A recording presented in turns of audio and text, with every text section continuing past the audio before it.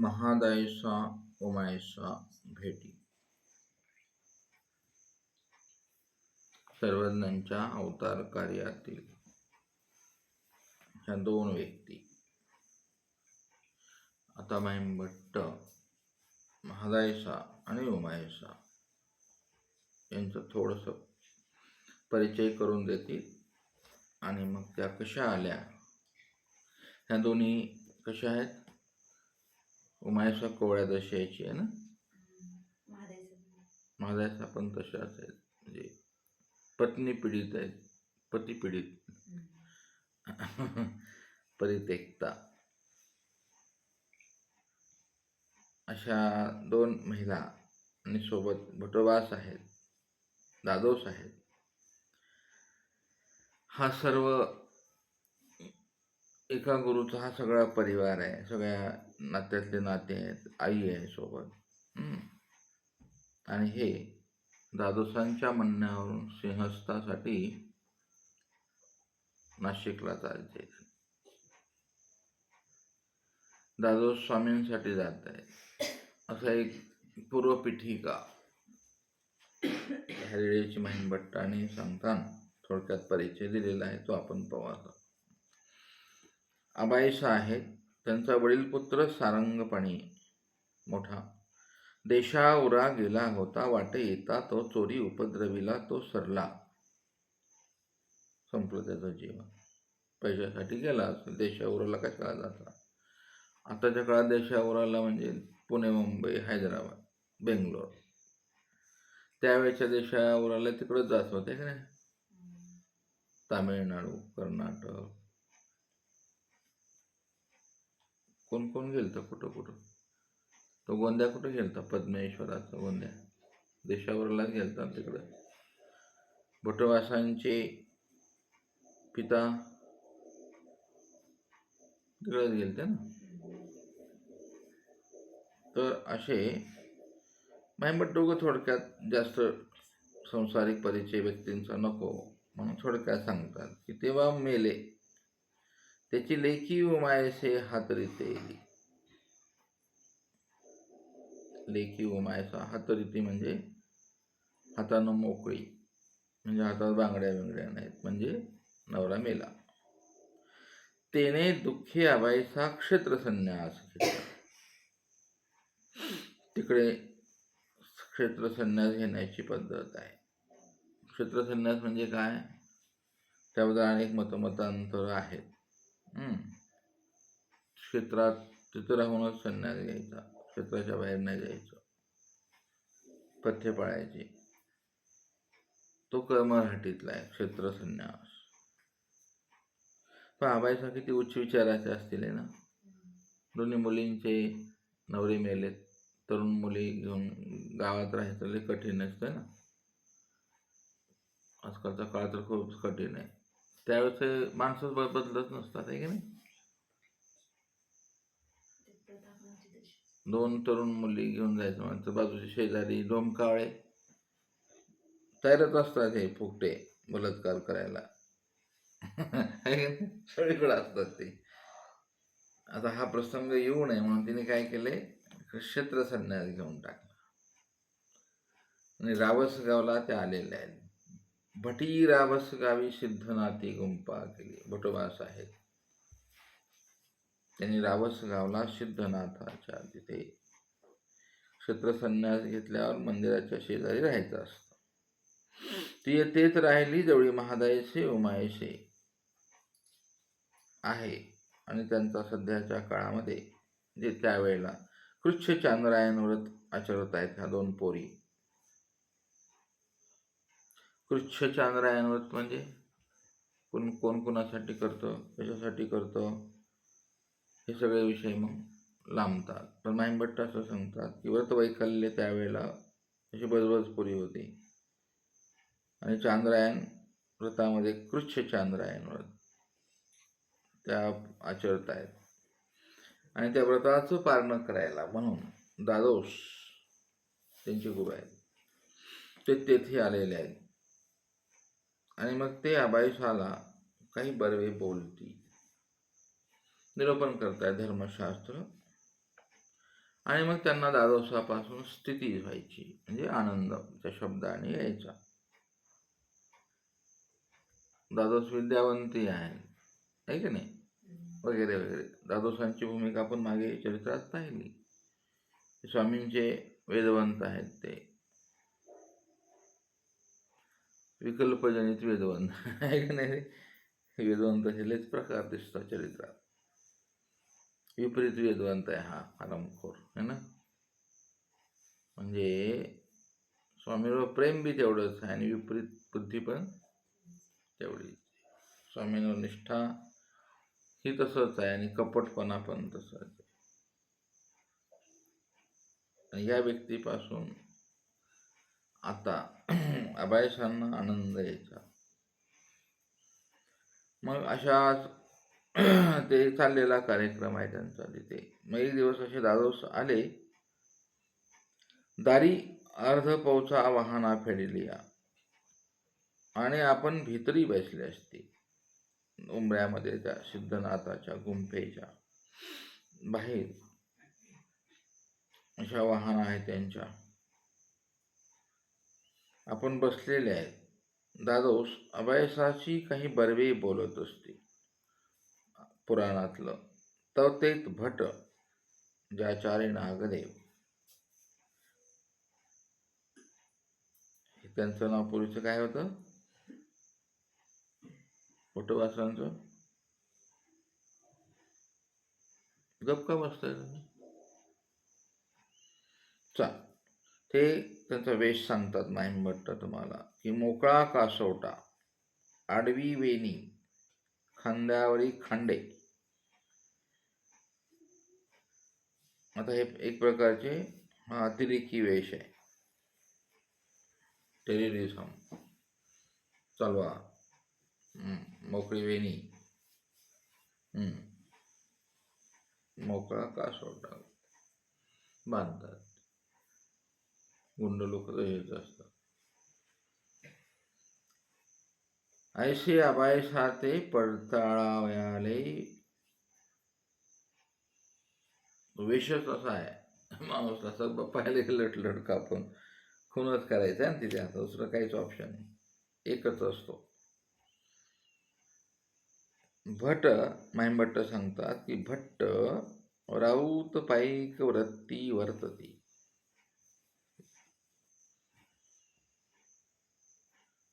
राऊत पाईक वृत्ती म्हणजे कसे,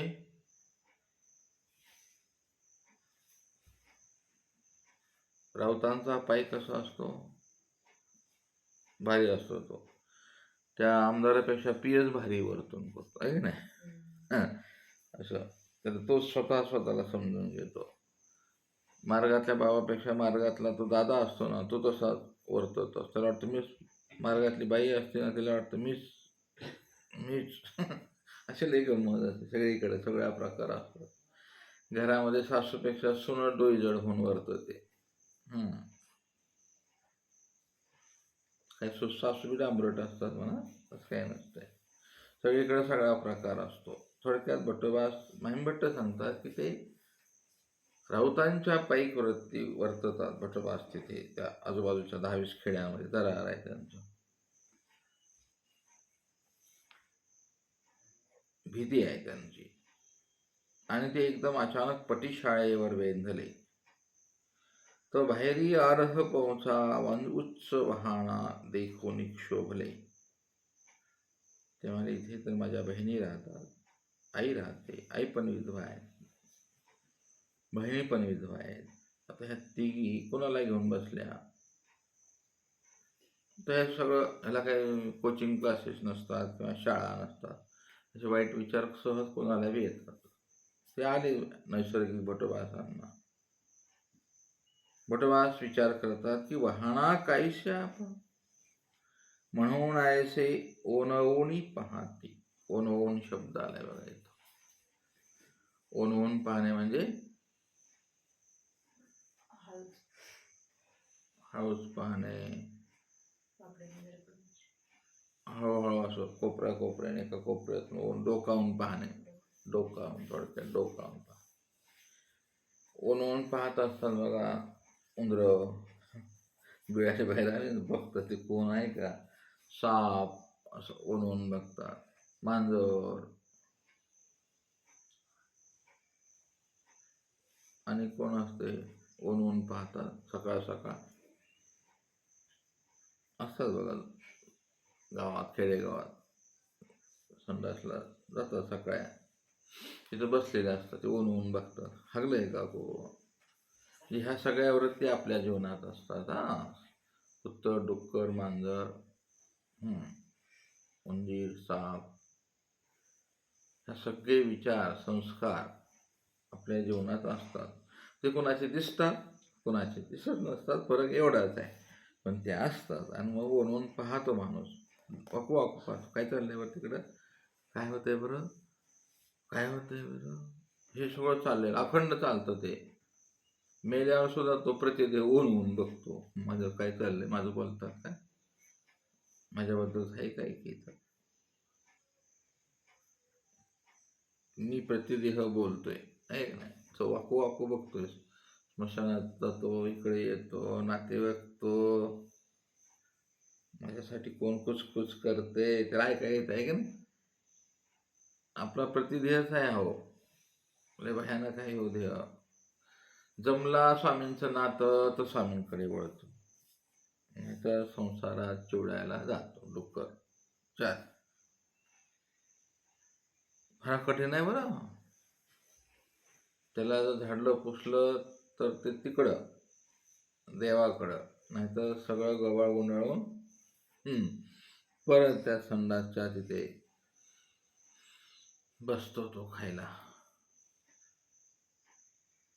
भुटवास आज वेगळ्या वृत्तीमध्ये आहेत. म्हणाले कोण बसले, तर तिथे दादोस भित्री ओट्यावर बसल्या देखील आणि तमले. साहजिकच आहे ते. दारी अर्धपोचा वाहना होत्या, त्या खंडा शिरवणी जगतीच्या पोळी बाहेर घातल्या. तलवाराच खांद्यावर, तलवारीच्या टोकाने उचलून फेकून दिले त्यांच्या वाहना.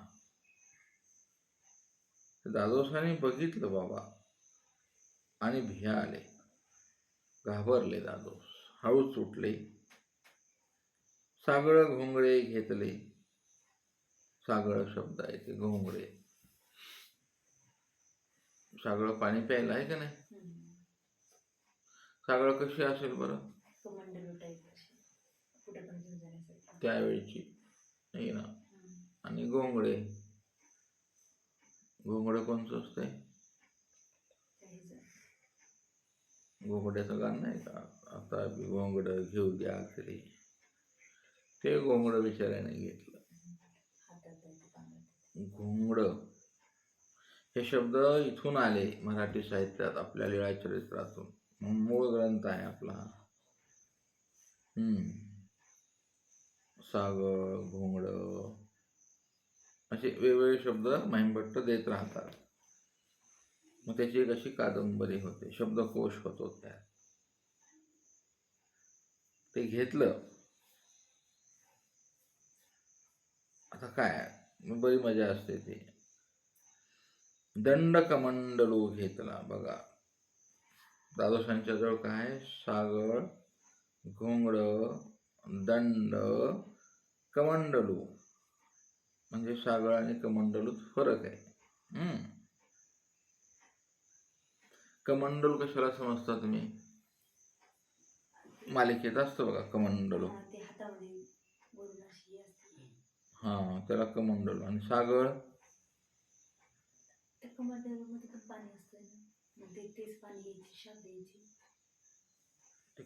मध्ये पाणी असतं, किंवा सागळ यांची वेगळी असेल, हे सांगताय ना महिमभट्ट.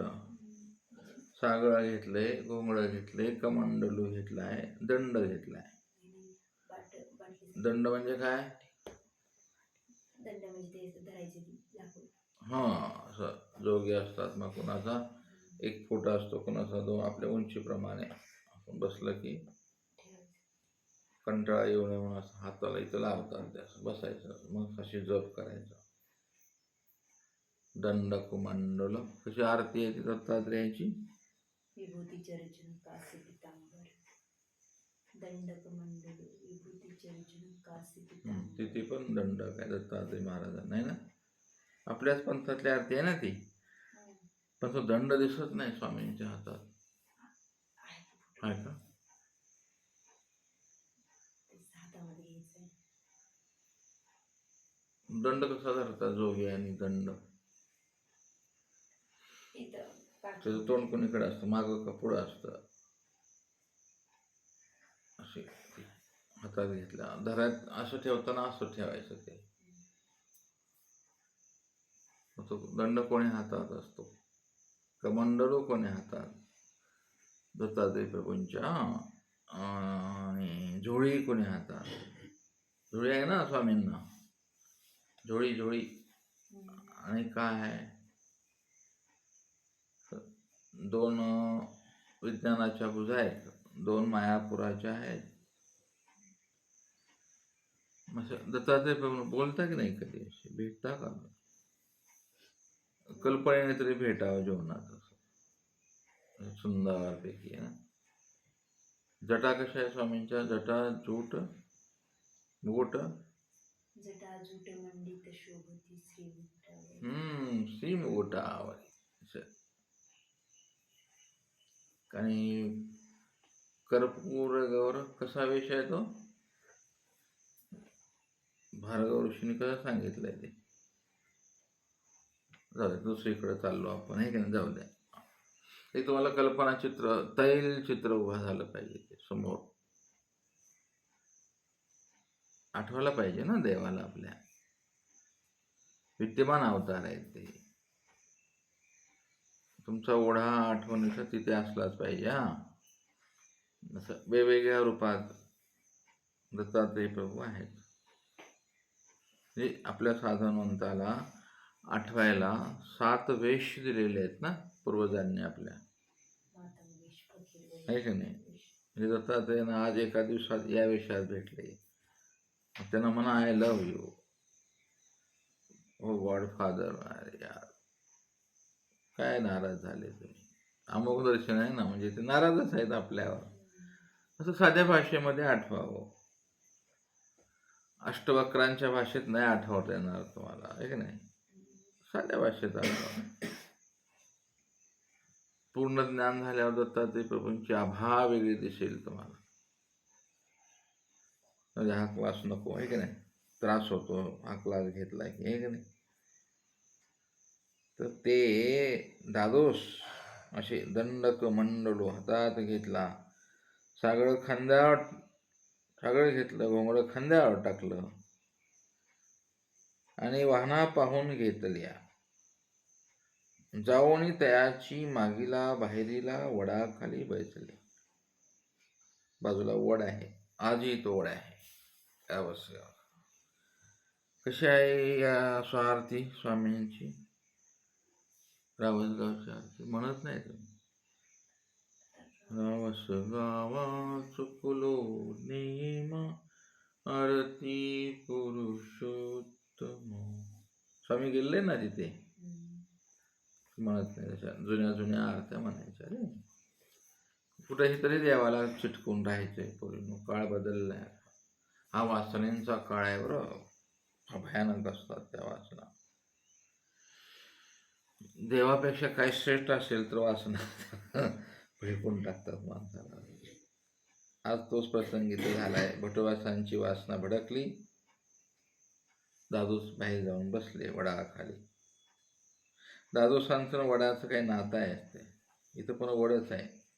स्वामी पहिल्या भेटीत भेटले तेव्हा वडच आहे, आणि वडाखालीच स्वामी भेटले, वडाच्या फांदीवरच भेटले, आहे ना. क्या बात आहे. ह्याचा काही प्रेम असतं, काही अनुबंध असतात, ते टिकवत आले पाहिजेत. नाही तर माणूस विचारानं विपरीत झाला की अनुबंध संपून जातात, नातं, आहे की नाही, सगळं संपवून जातात. हा, देवाचं नातं मिरीनं नातं तोडलं नाही, की नाही. अनुबंध तिचा कंप्लीट होता नाही. नवऱ्यानं हाकललं, आहे की नाही, वियोग दिला, प्रेम केला अगोदर, हाकलून दिलं, का चालतंय हट, आहे ना. किती उच्च विचारायचे असेल. आणि ती मीरा त्या मूर्तीत सामावली म्हणतात द्वारकेला.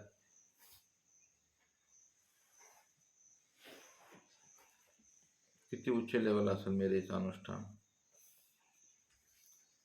हे असं असं जीवनामध्ये जगता आलं पाहिजे. चला आता हे वडाखालीच बसले बाबा. महादायसा आणि उमायसा पटकन आपला भाऊ समोर पाहिला अशा विषात घाबरल्या म्हणाल्या आणि त्याही पळाल्या. पळूनच गेल्या त्या. भावाला घाबरावंच लागते ना, तोडूनच टाकते. त्यांना माहिती आहे हा गुंड आहे, पहिला बदमाश आहे. भटवास म्हणतात हे काय अभय, आपल्या आईला म्हणतात अभयसाला. हे काय प्रकार आहे म्हणाले, तुला लाज वाटते का काय? बोलून घेतलं. माणूस जीवनामध्ये तोंडानं लय पाप जोडतोय ना. भटवासाने केलं त्या कार्यक्रम. अभयसा म्हणते अरे चुप ना नागना, नागदेव नाव आहे ना, नागासारखाच आचार आहे. फनाऊत काढलाय नागदेवाने. आई म्हणते अरे गप ना, कशाला तोंडाने पाप जोडतोस. हे महात्मे निरूपण करीत होते म्हणाले. आता ते नास्तिक आहेत भटवास. नागदेव आचार्य पहिल्या जीवनात संन्यास घ्यायच्या अगोदर कसे आहेत ते सांगतायत माहिमभट्ट. कायचे महात्मे म्हणाले, गोष्टी कायच्या कायच्या गोष्टी आल्या म्हणाले. तुम्हा बैलांत दादुल्याचा प्रवेश कायसा. हे मात्र चारी युगात आहे की नाही. बाई बाबाजवळ बाई बसली की लगेच सुरू कार्यक्रम. तुम्हा बैल्याचा दादोल्याचा प्रवेश कायसा, निके करीत असा हो अभय. निके उपेक्षात्मक वाक्य आहे. चांगलं करतेस माझे, तुला काय वाटतं का ग, तुझ्या जीवाला लाज बीज काय. हे रुपये धाकोटी, उमय धाकोटी, याच कारणे तुम्ही एक गुंफा केली का. हा तुला धंदा करायचा होता का म्हणाले. रांड कशासाठी केलं हिचं, गाव सोडून हिथं कशाला आली म्हणाले. हा धंदा मांडला काय तू. अशा नाही त्या शब्दामध्ये नाही त्या आरोपावनी आळंस घेऊन भटवास कोपू लागले. तो अबायसा ते अबायशी ते उर्मी साहिल गप्प ऐकून घ्यावं लागतं. अशा वेळेला पर्यायच नसतो ना काय. खरं खोटं नंतर जग पाहत असतं, पण प्रसंग तर समोरच आहे ना. म्हणून माहिमभट्ट सांगतात की त्यावेळेला अभयसाने ते सगळं सहन केलं. आणि मग ती उर्मिले माज आणते बरं का जेवणात. उर्मी कधी नाही आली पाहिजे. माहिमभट्ट असे एक एक क्षणाचं वर्णन करतायत त्या गोष्टी. उर्मी म्हणजे, उर्मी कशाला म्हणतात, गर्व मठारा उर्मी.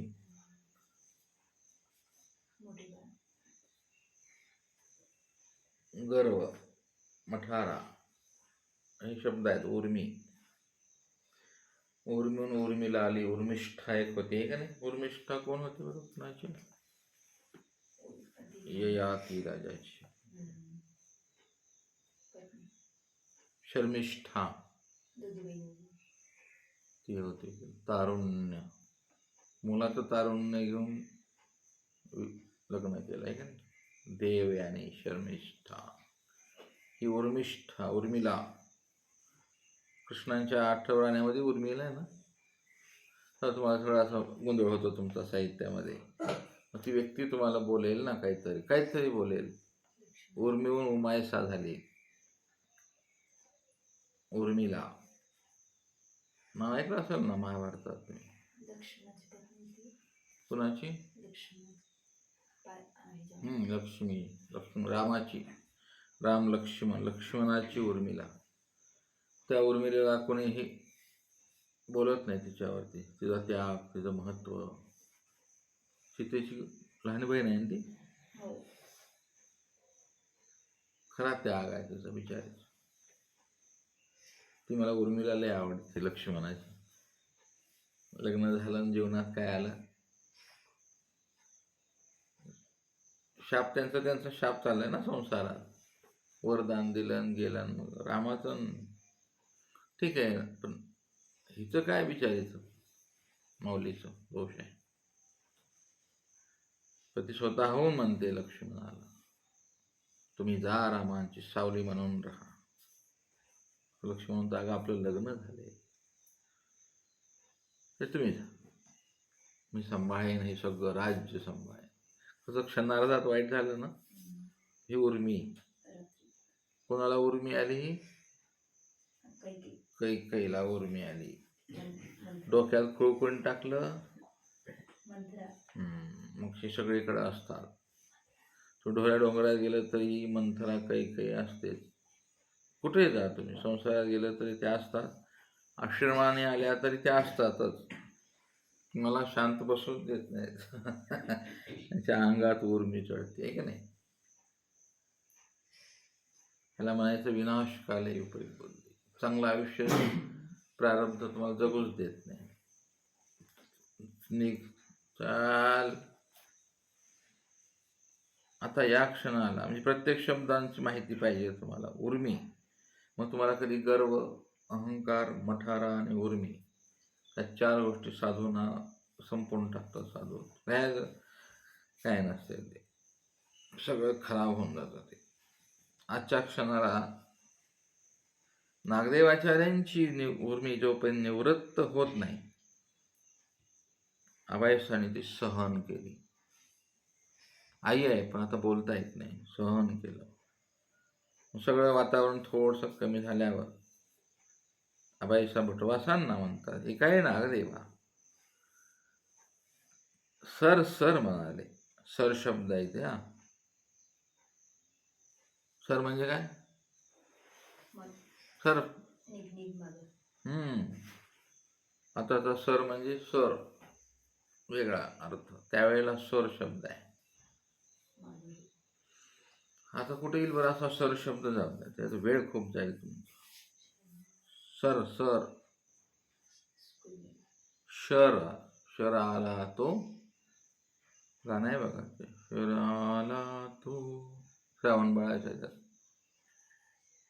सर, बाण आला ना तो, शर आला तो, सर आला. सर रे म्हणाले, हे तुझं काय झाले.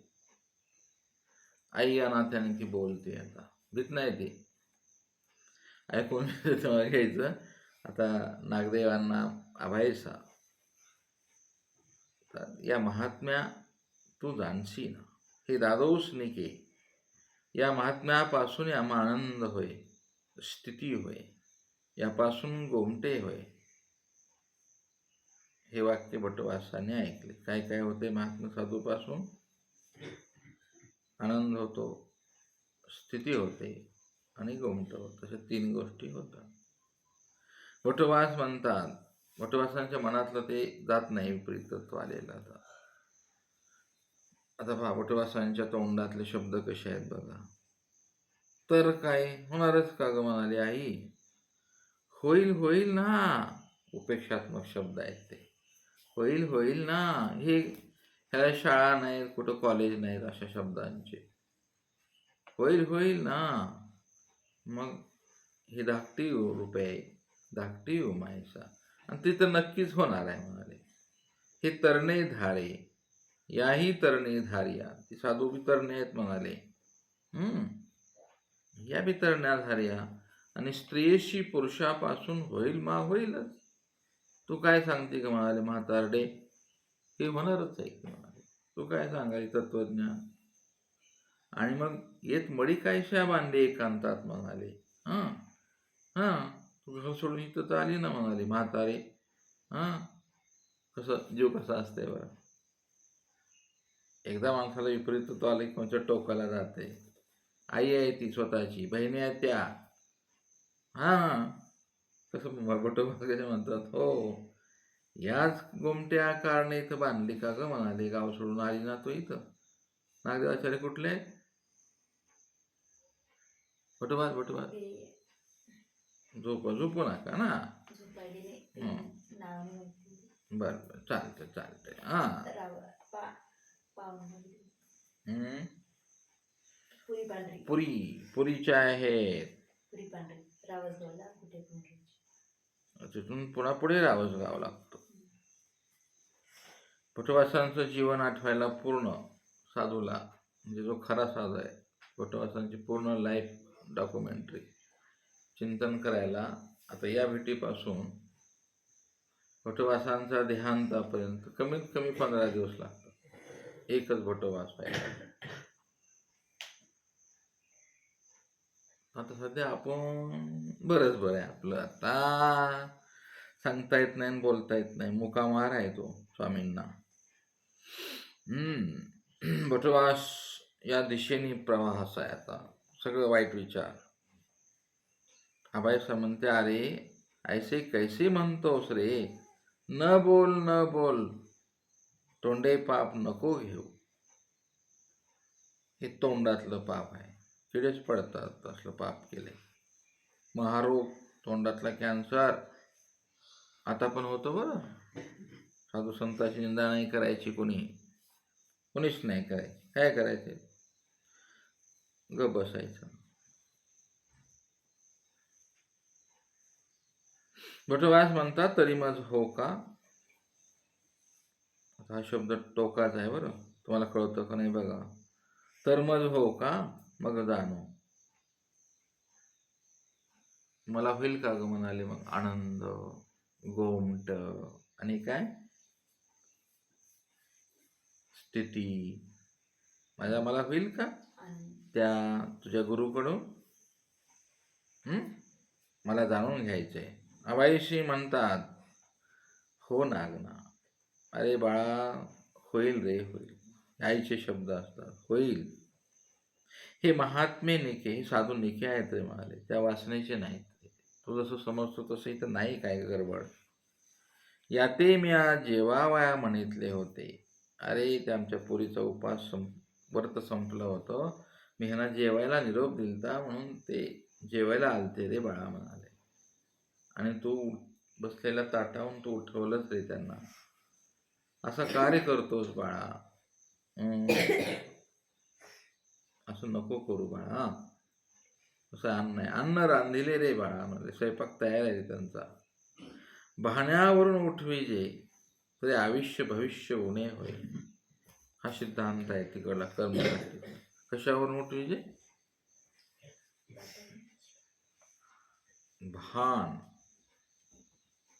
परमार्गात आलेल्या व्यक्तीला तुम्ही ताटावून आणि आयुष्य आणि भविष्यातून उठवू नका. तुमचं आयुष्य आणि भविष्य उणं होतं, बरबाद होऊन जातं. ते कशामुळे उठवलं जातं ते मागचं प्रकरण. लोक राहत नाहीत मग असे आळंज पाळंज करायचे. दिसलं तरी करू नये माणसं, नाही का. दिसलं, प्रत्यक्ष तुम्ही पाहिलं, माहीमभट्टाच्या बायकोच्या मांडीवर पाहिलंच ना ते माहीमभट्टाने, मग काय तो विषय संबंध होता. पाहिलं तरी ते खरं नसतं. इतकं हे असे मन असं विचित्र आहे. आपले डोळे कान लगेच टाव करतात, चांगल्या गोष्टीला नाही, वाईटाला. इथे तोच प्रयोग चाललाय आता. आई सांगते भटवासांना, नागदेवांना, समजा बाळा म्हणाले तसं नाही रे बाळा म्हणाले. आणि तू जर उठवलंस ना, तुझं भविष्य आणि आयुष्य उणं होईल, लक्षात ठेव म्हणाले. ते जेवायला आलते आपल्या इथं. भला काय म्हणू तू ते, त्याच्यावर एक गीत केलं पाहिजे या भेटीवर. भला काय म्हणू तू ते, आबाईसांचं गीत केलं पाहिजे का नाही. कसं भला म्हणू रे तुला.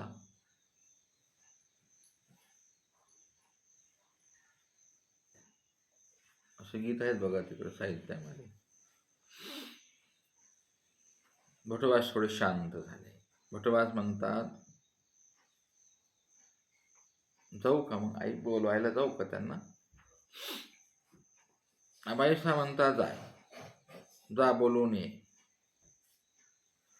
मोठेबास पुन्हा विचारतात, आई मी आता एवढा मोठा त्यांचा अपमान केला,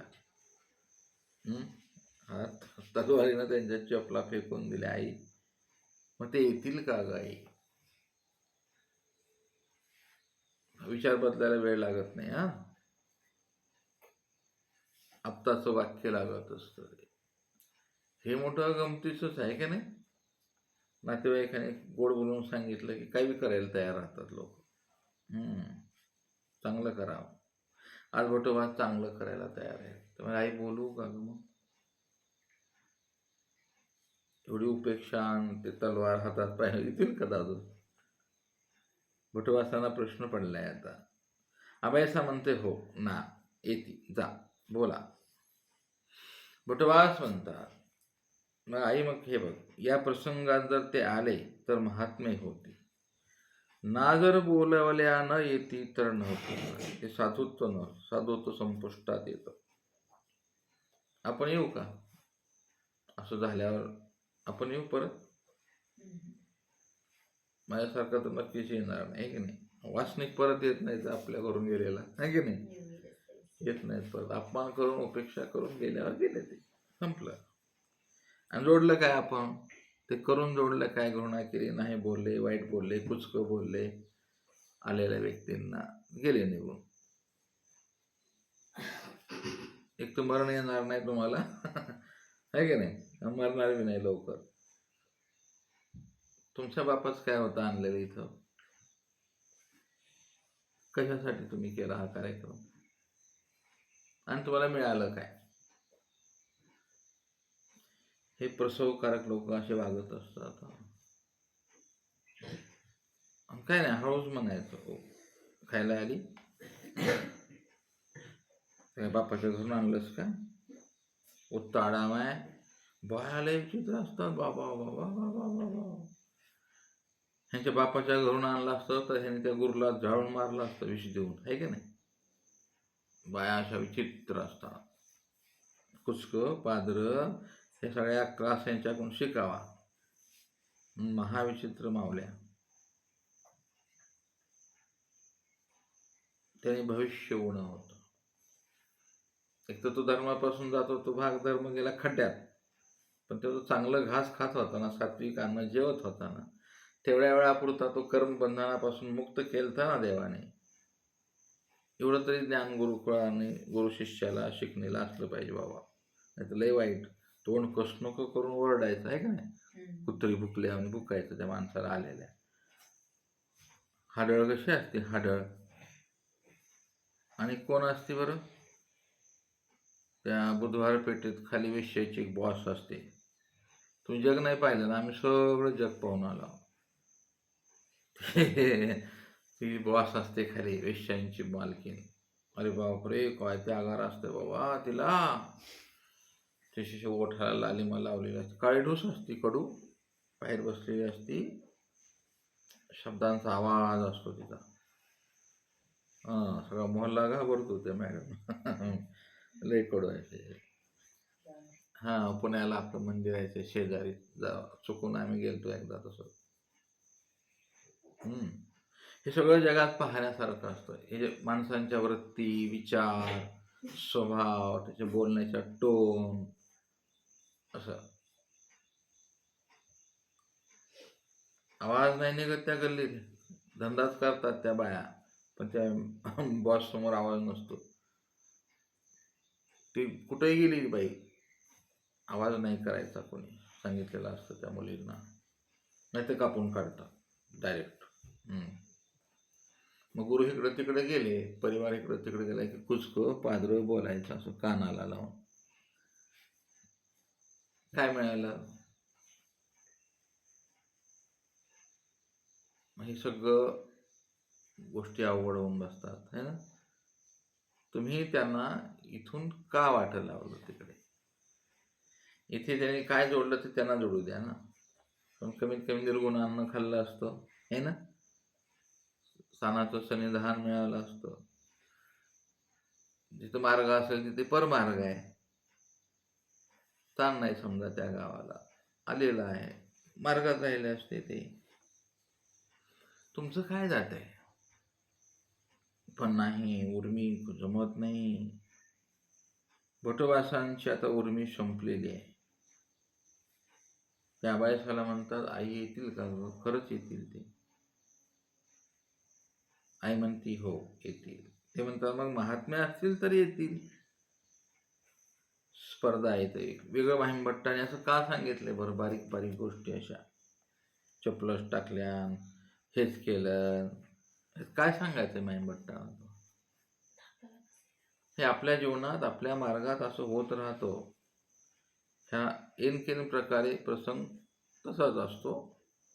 भानगडी त्याच असतात, विषय तोच असतो, फक्त रूप आणि पात्र बदलतात, प्रसंग बदलतो, पण आतून विषय तोच असतो. डोमकावळ्याला तेच वासना, तेच विषय, तेच ते. कारण अनंतसृष्टीत आपण तेच केले. आपल्या डोळ्यांना तेच संस्कार आहेत, तेच दिसणार तुम्हाला. अनंतसृष्टी वंशकत्व केले, तेच तुम्हाला दिसणार. अनंतसृष्टी तोंडानं बोलले, तुम्हाला चांगलं बोलताच नाही येणार ना. डुकराचं तोंड राहणार ना. ते चांगलं नाही बोलू शकत तुम्ही कधीच. हे पाहिले, आम्ही अनुभवले स्वतः. 66 वर्षाच्या जीवनामध्ये बरंच काही पाहिलंय. बापाच्या घरून आणलं काय, स्वामी बाप आहे ना आमचा, स्वामीने दिलेला आहे ना, इथं काहीच कोणाचं नसते. पण ते बोलतात, साधूही बोलतात, साधूबाई बोलतात, ह्यांच्या बापाच्याच घरचं आहे सगळं. त्याच्यामुळे लोक दीक्षा संन्यासी घ्यायला लोक विचार घाबरतात. म्हातारे कोता येत नाहीत मार्गामध्ये. काय येत नाहीत? त्याला माहीत असते असे बोलतात, टाकून देतात.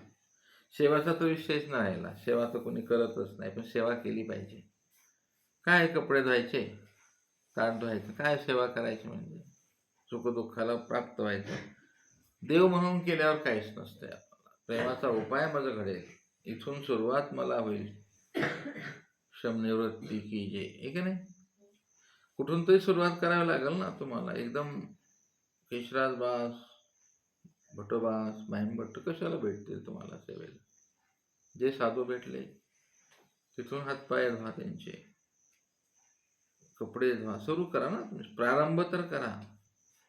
रुक्मिणीचं होता येत नाही, राधा तर होता येत नाही. रुक्मिणीचं होणं सोपं आहे, राधेचं होणं, गोपिकांचं होणं.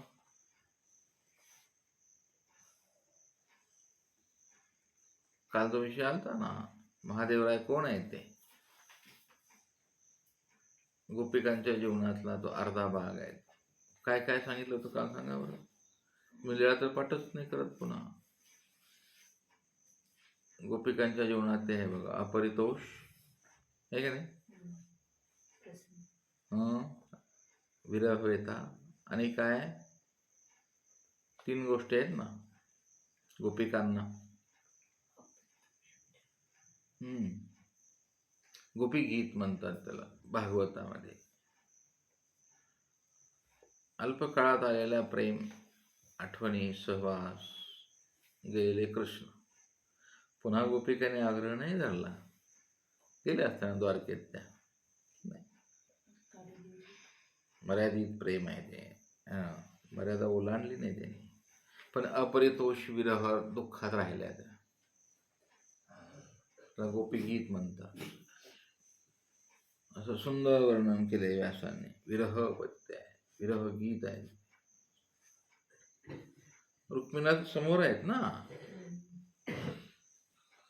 कृष्णाने तिला अर्धांगिनी म्हणून घ्यावं, हा तो विषय वेगळा. पण ह्यांचं काहीच नाही ना, अभावात भाव आहे ना, तो अपरितोष आहे, निर्वेद आहे.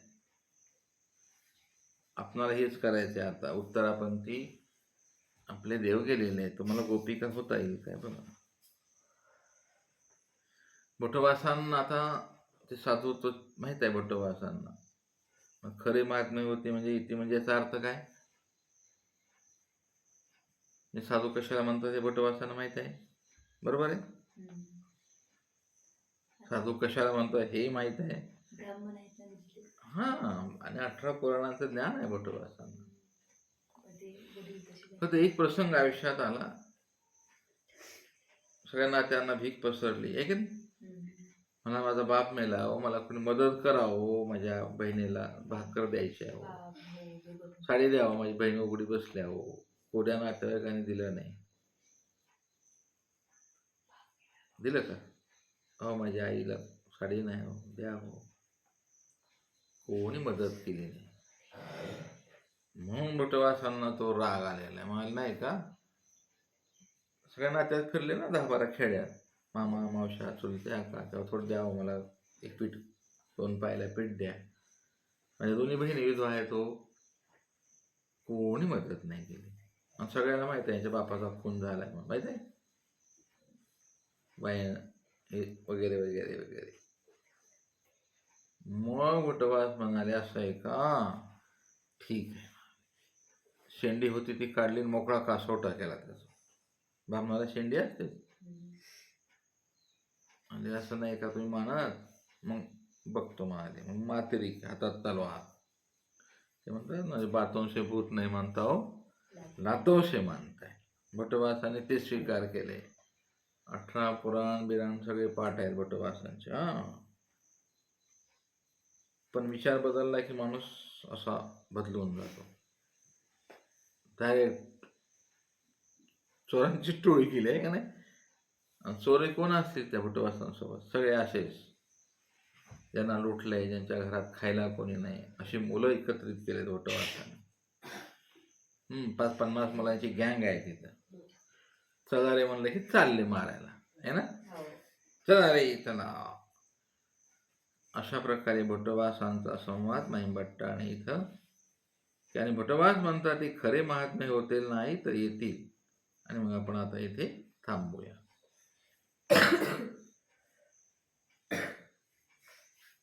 दंडवत